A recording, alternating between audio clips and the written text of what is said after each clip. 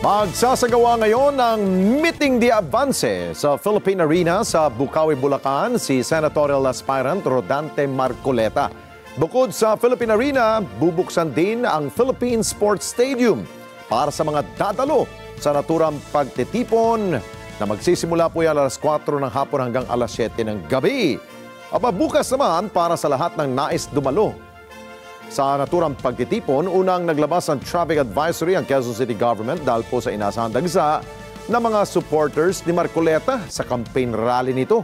Sa orihinal sanang gagawin sa Quezon City Circle sa Mayo 10. Ngunit sa halip na sa Quezon City Circle, inilipat ito sa Philippine Arena Complex upang maiwasang makaabala sa mga motorista at ma-accommodate ang mas maraming taong dadalo.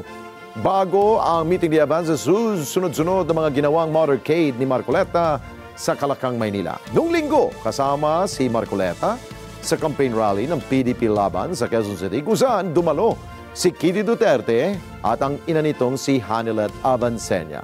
Maigpit umano ang bili ni dating Pangulong Duterte sa kanyang pamilya para suportahan ang kandidatura ni Marcoleta. Asahan naman ng mabigat na dalo ng trapiko dahil sa pagdagsa ng mga supporters.